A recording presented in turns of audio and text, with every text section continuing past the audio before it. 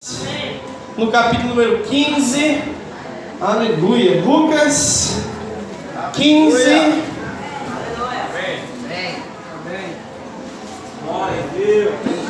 Então, muito importante, irmão, amanhã, 4 horas da tarde, tá certo? Você que é líder de célula, principalmente os líderes da célula de jovens, toda a sua célula precisa estar aqui, amém? Então, Cícero, aí faça um mutirão, viu, Cícero?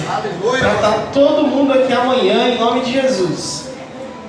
Glória a Deus. E você que é da rede de família aí, está solteiro também, sua hora está chegando, viu? Eles não dão amém, não, eles não dão amém, mas não tem problema. O Cícero já está providenciando aí já. Pô, eu vou ajudar alguns irmãos aí para ver se o negócio vai logo. É isso aí. Tem umas coisas que é assim, né? Nós estamos dando as ajudas aí para ver se o negócio vai logo, em nome de Jesus. Vamos se colocar de pé, irmãos, em nome de Jesus. Lucas, no capítulo número 15. Eu quero ler com vocês a partir do versículo número 11. Amém. Amém? Lucas 15, 11. Aleluia. A palavra de Deus diz assim: Continuou. Certo homem tinha 2 filhos. O mais moço dele disse ao pai: Dá-me a parte da herança que me cabe. E ele lhe repartiu os haveres. Passado não muitos dias, o filho mais moço, ajuntando tudo que era seu, partiu para uma terra distante, e lá dissipou todos os seus bens, vivendo dissolutamente. Verso 14. Depois de ter consumido tudo, sobreveio sobre aquele país uma grande fome, e ele começou a passar necessidade. Então ele foi e ele se agregou com um dos cidadãos daquela cidade, e este lhe mandou aos campos para cuidar de porcos. Ali ele desejava fartar-se das alfarrobas que os porcos comiam, mas ninguém lhe dava. Então, caindo em si, ele disse: Quantos trabalhadores de meu pai tem pão com fartura, eu aqui morro de fome? Levantar-me-ei e irei ter com meu pai, e lhe direi: Pai, eu pequei contra o céu e diante de ti. Já não sou digno de ser chamado seu filho. Trata-me como um dos seus trabalhadores. Verso 20. E levantando-se, ele foi ter com o seu pai. E vinha ele de longe. Quando o seu pai o avistou, compadecido dele, correndo, o abraçou e o beijou. E o filho lhe disse: Pai, eu pequei contra o céu e diante de ti. Já não sou digno de ser chamado teu filho. O pai, porém, lhe disse aos seus servos: Trazei depressa a melhor roupa, vestiu, pondo um anel em seu dedo e sandália nos seus pés. Trazei e matai um novilho cevado. Comemos e nos regozijemos, porque o meu filho estava morto e reviveu, ele estava perdido e foi achado. E eles começaram a regozijar-se. Verso 25 ainda. Ora, o filho mais velho estivera no campo, e quando voltava, ao aproximar-se da casa, ele ouviu a música e as danças. Chamando um dos criados, perguntou o que era aquilo, e ele informou: Veio teu irmão, e o teu pai mandou matar um novilho cevado, porque o recuperou com saúde. Ele se indignou e não queria entrar, porém o pai procurava conciliá-lo. Mas ele respondeu ao seu pai: Há tantos anos eu te sirvo, sem jamais transgredir uma ordem tua, e nunca me deste um cabrito sequer para me alegrar-me com os meus amigos. Vindo, porém, esse teu filho, que desperdiçou teus bens com meretrizes, tu mandaste matar um novilho cevado. Então lhe respondeu o pai: Meu filho, tu sempre estás comigo, tudo que é meu é teu. Entretanto, era preciso que regozijássemos e nos alegrássemos, porque esse teu irmão estava morto e reviveu, estava perdido e foi achado. Amém? Vamos se sentar em nome de Jesus. Quero convidar você a orar mais uma vez comigo. Amém? Feche os seus olhos. Coloque a mão no seu coração. Vamos orar ao Senhor. Pedir que Ele fale conosco nessa noite. Eu creio que você veio com o propósito aqui de se alimentar pelo Senhor e pela palavra de Deus. E que você possa sair daqui com isso, em nome de Jesus. Pai, nós estamos aqui para ouvir a palavra do Senhor, para recebermos tudo aquilo que o Senhor tem para as nossas vidas. Que nós não venhamos nos dispersar e nem nos distrair, mas que nós possamos estar com os nossos ouvidos atentos à Tua palavra, Senhor. Que ela venha ao nosso coração como uma flecha inflamada, Senhor, em nós. Que nós possamos, pela Tua palavra, sermos transformados, mudados e moldados para a Tua glória, Deus. Em nome do Seu Filho Jesus que te pedimos. Amém e amém. Hoje eu quero falar a respeito da parábola do filho pródigo. Amém, irmãos? Amém. Talvez você tenha escutado essa parábola, mas quanto mais eu escuto dessa parábola, mais eu me converto. Mais um pouquinho eu aprendo, e mais um pouquinho eu aproximo o meu coração do coração de Deus. Essa parábola, ela fala de um filho pródigo e de um filho prodígio. Um filho que sempre obedeceu ao pai e um filho que não era lá essas coisas. Mas, quando nós vemos essa parábola, nós percebemos que tudo gira em torno, não de um filho, nem do outro filho, mas toda essa parábola gira em torno do pai. Quando você vê uma pessoa falando assim para o seu pai: pai, eu quero logo a minha herança.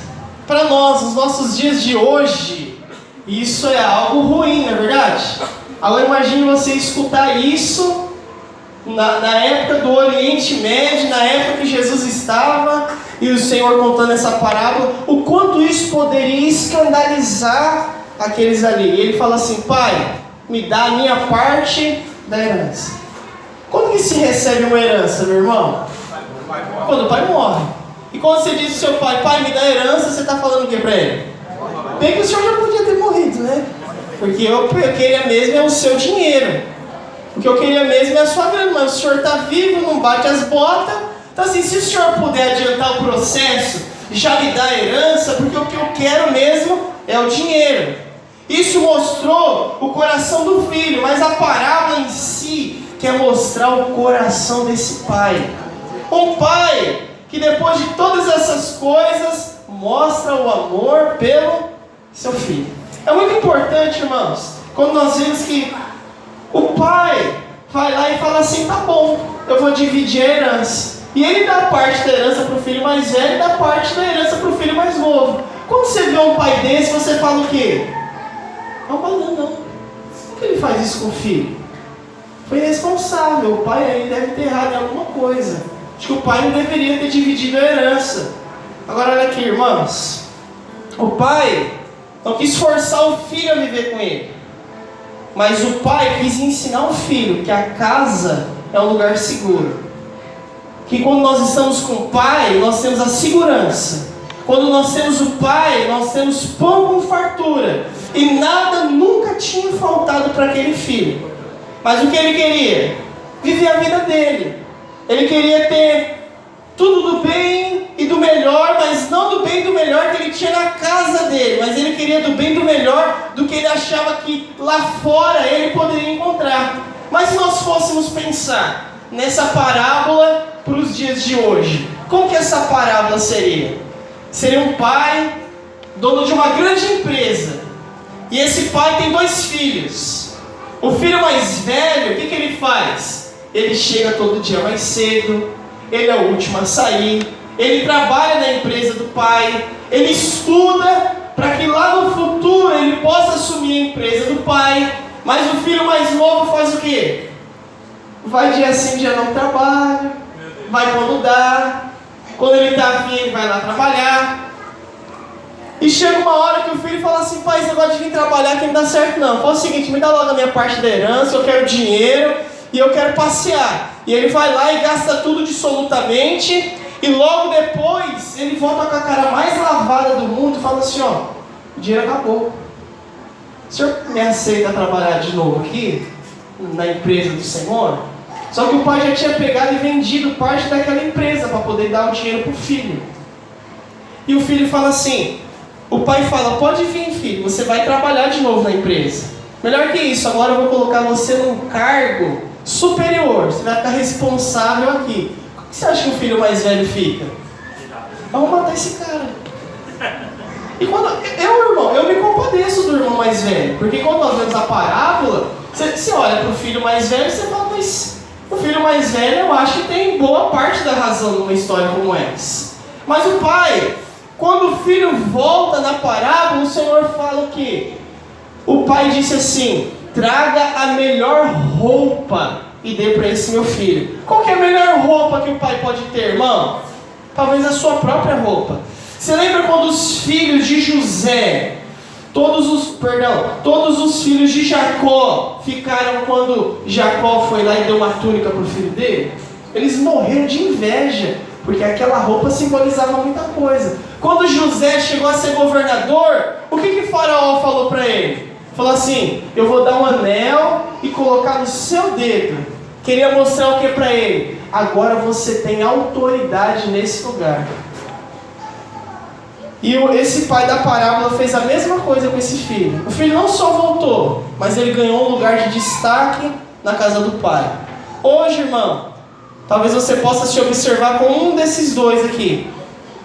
Ou você pode ter sido um filho pródigo, ou é um filho pródigo, ou você talvez é esse filho prodígio, que fala, não Deus, como que o Senhor faz isso na vida daquele irmão, que vive a vida daquele jeito, e eu aqui, sirvo o Senhor todos os dias da minha vida, e o Senhor está honrando o outro. Hoje eu quero falar 5 atitudes desse pai. O pai talvez pode ser conhecido como o pai pródigo, e não o filho pródigo. A primeira atitude do pai, eu quero que você leia comigo novamente lá no versículo número 20. Lucas 15, 20.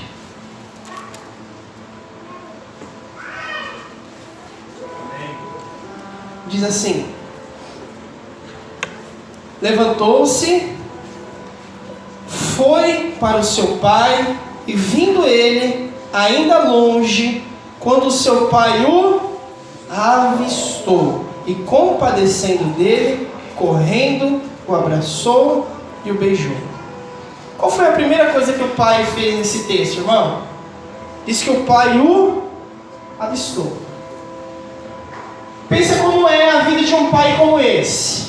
Ele vivia em todo aquele lugar, o filho vai embora, leva boa parte da herança, metade de tudo que aquele pai tem, ele levou embora, e aquele filho volta, mas diz que o pai o avistou, compadecendo, correu, abraçou e o beijou. Mas por que será que o pai o avistou? Irmão, muito provavelmente porque o pai já esperava que ele voltasse. O pai queria que ele voltasse. Imagina só a cena. O pai está lá na casa, na varanda, e lá de longe ele consegue ver o filho dele voltando. Sabe por quê? Porque o pai quer que o filho volte para casa. Há muitos filhos pródigos, irmãos, que muitas vezes, por mais que estejam na igreja, estão muito longe do Senhor. Mas olha aqui, o Senhor olhou para você porque Ele já estava esperando que você voltasse para cá. E talvez esse dia se chama hoje, esperando para que você volte de novo para a casa do Pai e servir o Pai com amor, assim como você sempre viveu naquele lar com Ele. O Pai o avistou, porque o Pai sempre esperou que ele voltasse de novo para casa. Se você fosse o pai dessa história, o que você queria? Eu não vou nem esperar esse filho voltar, porque se ele voltar o negócio não vai ficar bom. Porque se ele voltar é porque ele ganhou muito mais dinheiro para vir me dar de novo. E por isso eu digo que graças a Deus só o Senhor é Deus.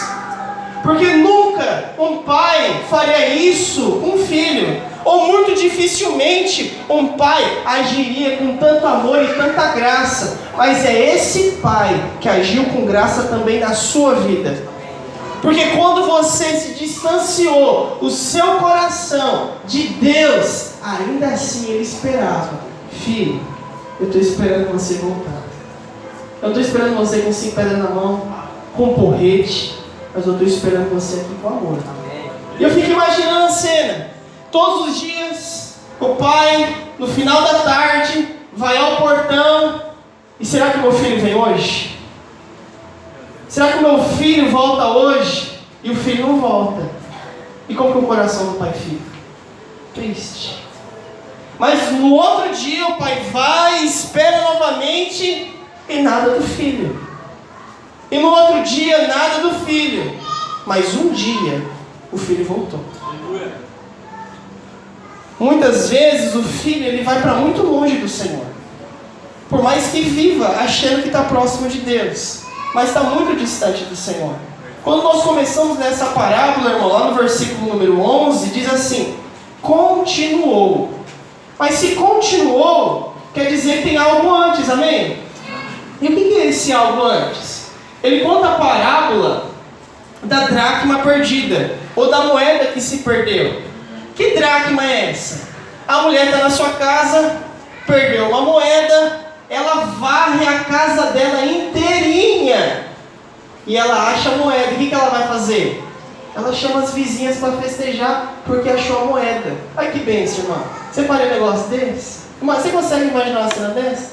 Nós estamos aqui sexta-feira na vigília de oração. Aí chega aqui o Wilson e fala: ó, pastor, eu queria falar para os irmãos que eu achei a minha caneta que eu tinha perdido e eu queria orar, agradecer a Deus para a gente poder festejar porque a minha caneta apareceu. Eu falei: o Wilson devia ter procurado com os meninos, que geralmente está com eles. Mas antes disso, nós vemos que tem uma outra parábola ainda. E qual que é a parábola que tem antes dessa? É a parábola da ovelha perdida. Diz que ele tinha 99, mas uma dessas ovelhas, elas se perderam. Elas foram para longe, mas aquele pastor de ovelha deixou aquelas 99 e ele foi atrás daquela uma, e quando ele encontrou, ele volta festejando para todo mundo.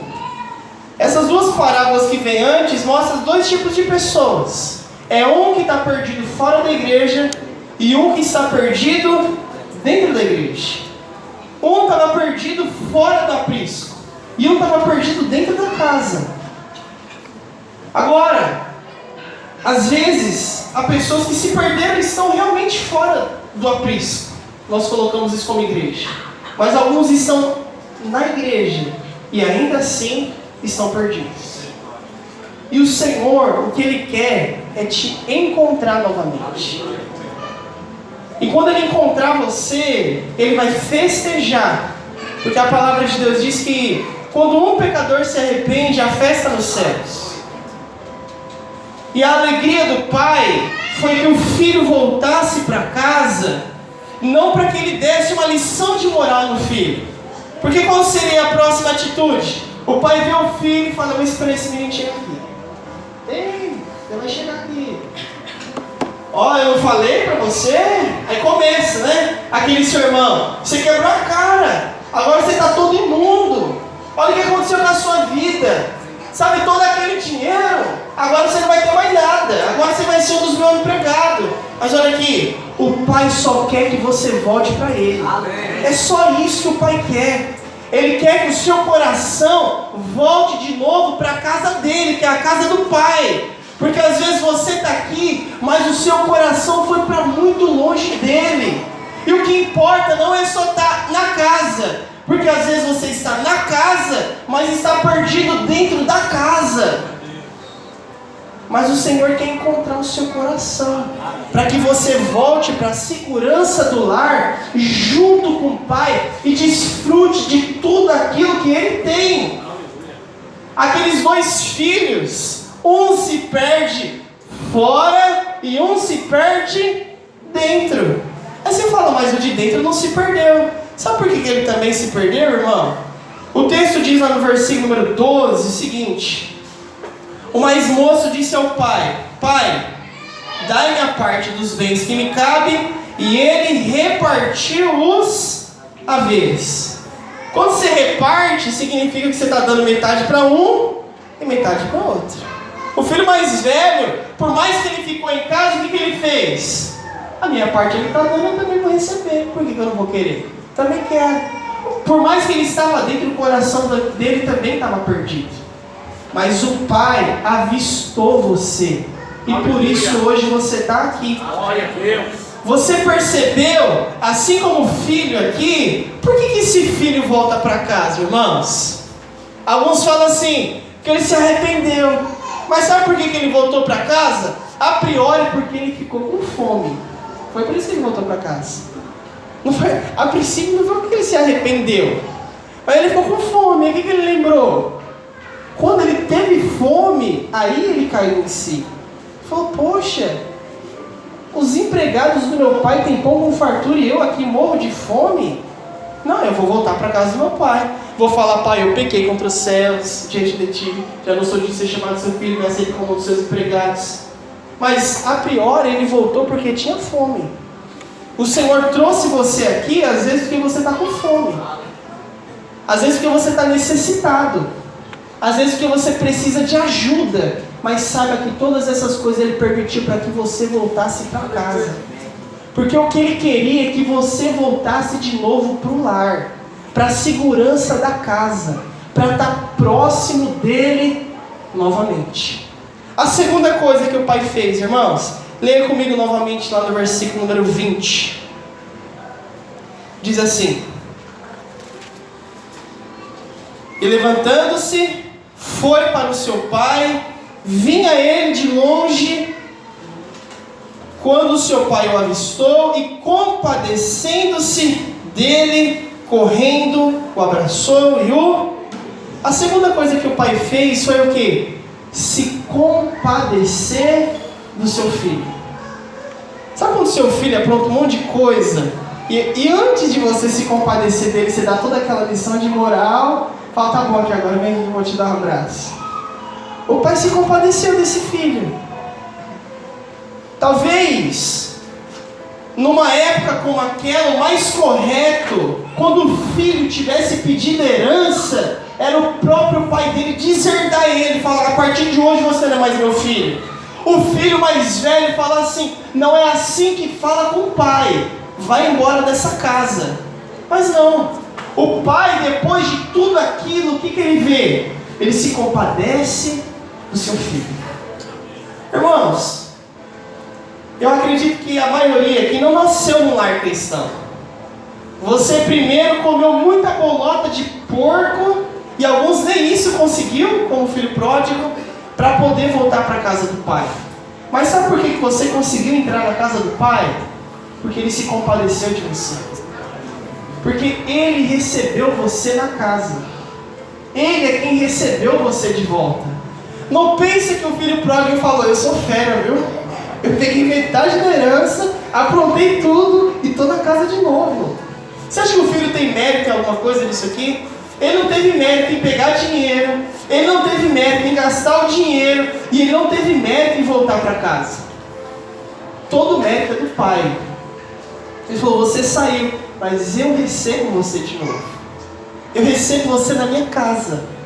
Eu vou deixar você entrar, e você vai desfrutar de tudo aquilo que você não recebeu lá fora. A palavra de Deus diz em João que esse mundo passa. A concupiscência dos olhos, a concupiscência da carne, a soberba da vida, tudo isso passa.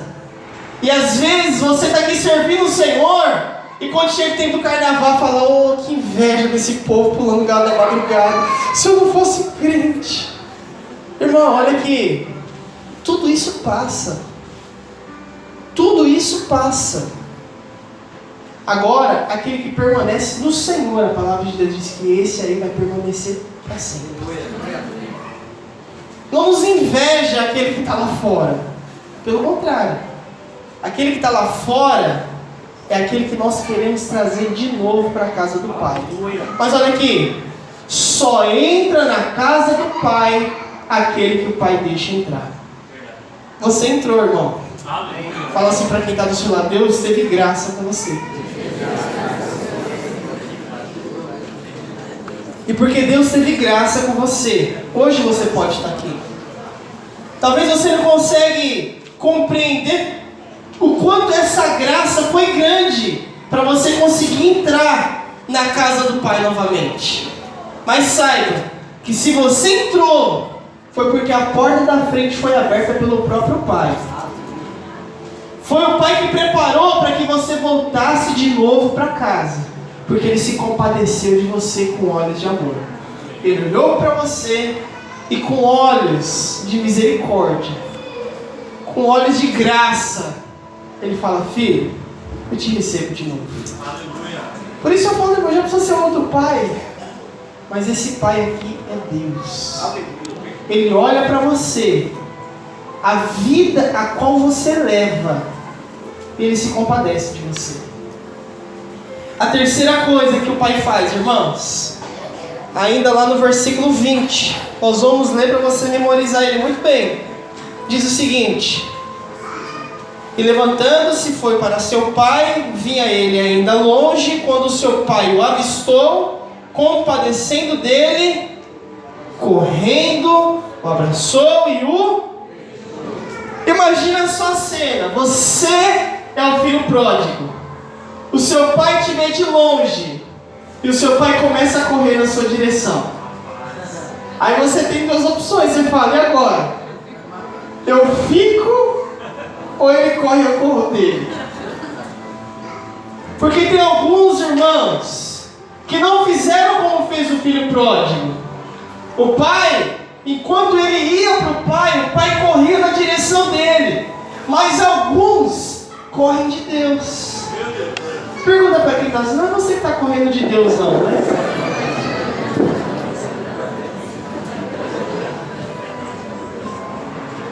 Alguns estão correndo de Deus porque acham que o Deus como pai quer fazer um mal a eles. Que o Deus, o pai, depois de tudo que eu fiz, o que Deus vai querer fazer é me matar.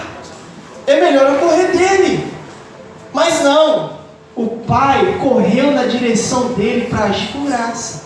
E naquela época não era muito comum um homem correr por qualquer coisa. Ainda mais porque o homem usava túnica, né? As mulheres de saia talvez pode explicar isso melhor, né? Correr de saia eu acho que é meio complicado. Mas imagina o pai levantando aquela túnica para correr na direção do filho.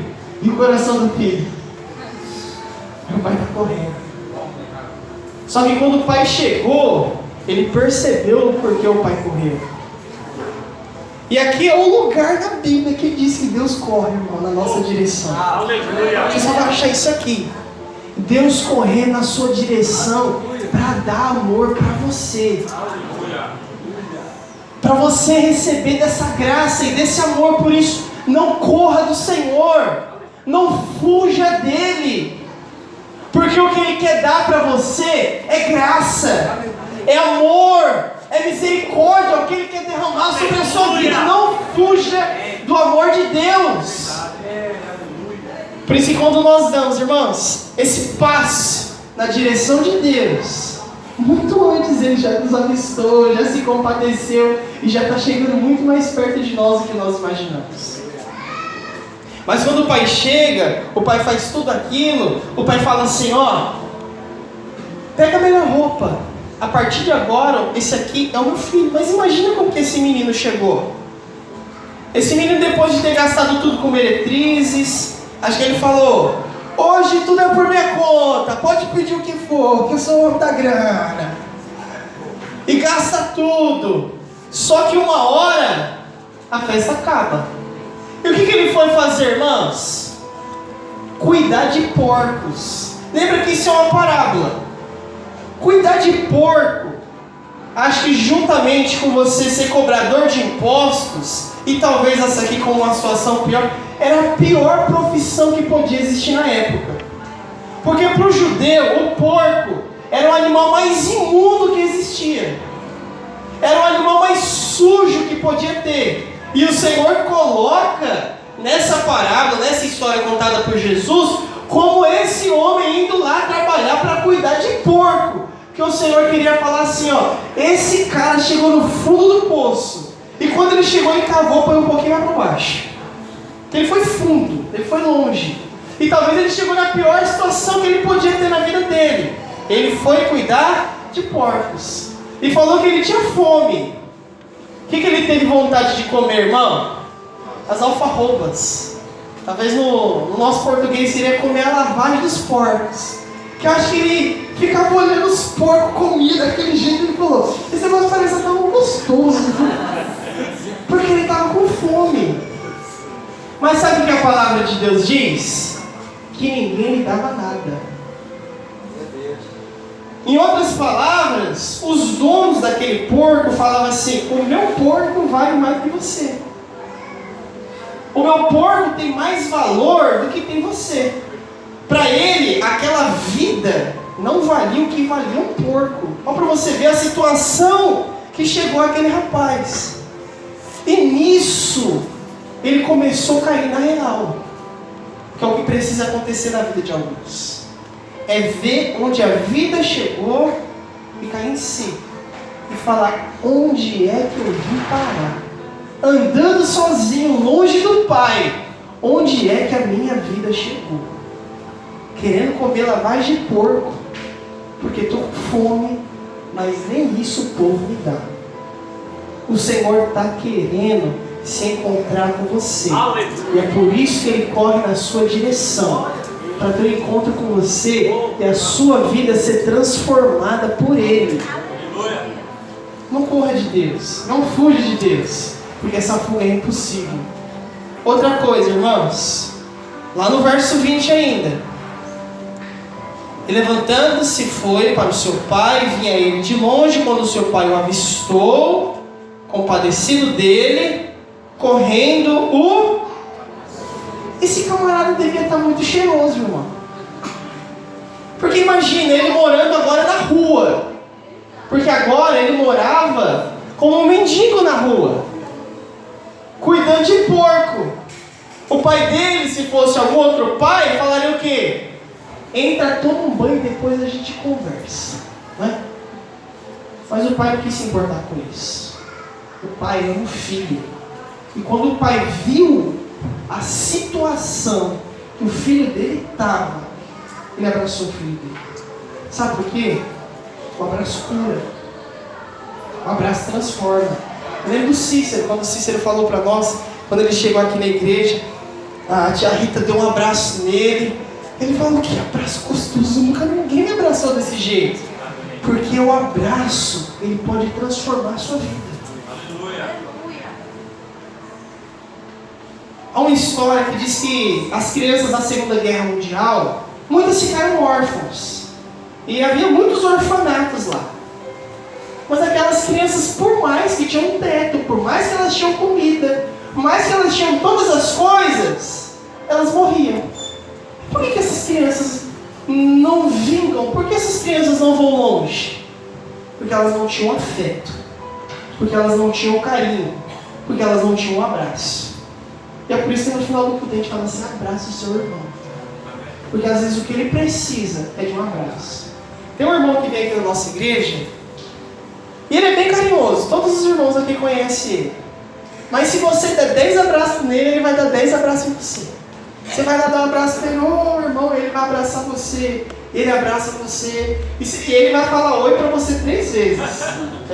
Pra vir te abraçar, eu já percebi isso. Ele dá oi pra você e te abraça. Você dá outro, abraça de novo. E daqui a pouco ele te abraça. E para dar tchau, ele vai dar uns 2, 3 abraços para dar tchau em você também. E eu falo, eu sei por quê. Porque ele mora só. Ele não tem ninguém morando com ele. Mas quando ele vem aqui para a igreja, ele se sente amado. Quando ele vem aqui para a igreja, os irmãos abraçam ele. E ele se sente como? Bem, acolhido. Ele se sente em casa. Aqui é um lugar que o pessoal me ama. E ninguém chamou ele aqui para a igreja. Ele veio. E ele ficou. E vai viver aqui. Em nome de Jesus. Porque a igreja é lugar de acolhimento. É lugar de ser recebido com amor. É por isso que nesse lugar nós nos amamos mutuamente uns aos outros. Agora, abraço igual o abraço desse pai cura. E às vezes Deus vai usar a sua vida para curar a vida de alguém através de um abraço. para que essa pessoa receba esse amor, esse afeto, através do abraço. Os irmãos solteiros aí, vigia, viu? Cuidado com o abraço. Tem meu irmão aí que eu falei, Wilson, vai lá, separa que é briga, Wilson. Separa que o negócio tá forte ali. Não precisa de tudo isso também não.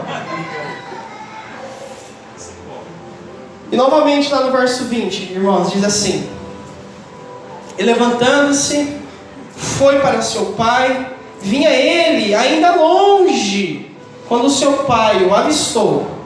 Compadecido dele, correndo, o abraçou e o beijou. Quando eu escutei um pastor ministrando uma palavra como essa, ele falou a respeito de um pastor que tinha um filho. E aquele filho se afastou dos caminhos do Senhor e começou a viver uma vida devassa. Ele falou que a partir daquele momento ele ia ser homossexual e ele ia viver a vida dele. Só que aquele pai, como pastor, ele nunca desistiu do filho dele. Muito pelo contrário. Onde o filho dele estava, todo transformado, ele ia lá, cobria o filho dele e levava o filho dele de novo para casa. E o filho dele falava: você pode me levar para casa, mas amanhã eu vou sair de novo. E ele ia novamente, pegava o seu filho e levava para casa. E chegou um tempo que o filho dele ficou muito tempo sem voltar para casa. O filho dele ficou morando na rua. Ele falou: não quero, meu pai não quer vir na minha casa, quero ir para longe. E esse pastor foi procurar o filho dele, como um pai que ama o filho. E ele encontrou o filho, dormindo lá num albergue, sujo e fedido. Só que ele, durante a noite, o filho dele estava dormindo no albergue, ele chegou lá durante a noite, viu que o filho dele estava dormindo, por mais que estava sujo, por mais que estava fedido, ele viu que o filho dele estava com vida, e o filho dele estava bem. Ele deu um beijo no seu filho e foi embora. E antes de ir embora ele disse: o pai te ama. E aquele menino, na verdade, não estava dormindo, ele estava acordado. E ele falou: por que meu pai ainda vem atrás de mim? Por que meu pai ainda me trata desse jeito? E ele se indignou, porque para ele isso não é normal. E ele não queria isso. Só que enquanto ele estava vivendo ainda aquela vida, aquilo não saía da cabeça dele. Do pai dele indo lá, beijando ele, falando assim: o pai te ama. E ele falou: por que eu estou vivendo essa vida qual eu estou vivendo? Se eu tenho um pai que me ama, se eu tenho um pai que não desiste de mim, se eu tenho um pai que sempre está comigo. Até que os olhos dele se abriram e ele falou: eu vou voltar para casa do meu pai. E isso, irmãos, tem que refletir ao pai que nós temos. A um pai que sabe o que você faz, sabe a vida que você vive, e mesmo assim ele ainda não matou você, mas porque o pai ama você. Agora não pense que esse pai é um pai que não se importa, é um pai que não liga como você vive a sua vida. Muito pelo contrário, esse pai se importa com você. Ele se importa como você vive a sua vida. E o que esse pai quer é que você abra os seus olhos e que você volte para a casa do pai. E às vezes, você é como essa dracma: eu já estou na casa do pai, mas às vezes está perdido aqui dentro da casa do pai.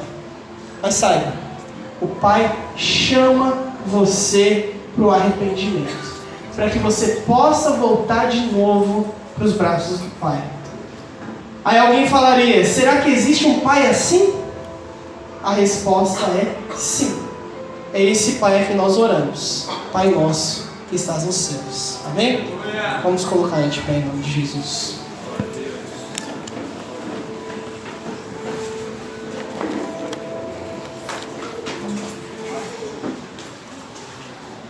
Eu queria convidar você a fechar os seus olhos em nome de Jesus. Nós vamos orar.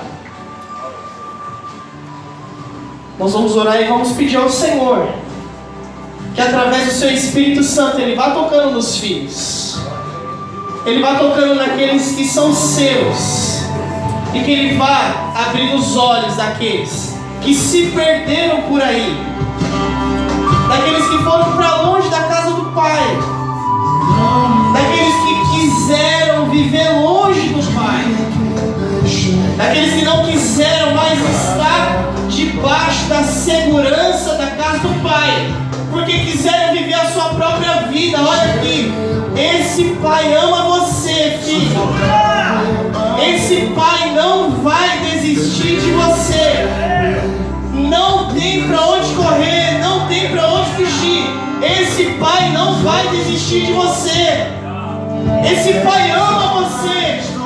E onde você for, o Pai vai atrás de você. O Pai vai buscar você. Ele vai colocar você nos ombros, como Ele fez com aquela ovelha perdida. E Ele vai trazer você de volta para casa. Ele vai trazer o seu coração de novo para a casa do Pai, para um lugar de onde nunca deveria ter saído, para a casa do Pai. Se você pudesse ouvir, Aleluia! filho, se você pudesse ver, todo dia eu me debruço na janela, Esse Pai não vai abrir mão de você. na esperança de te Esse ver. Pai não vai abrir mão da sua vida. Você é filho precioso. Você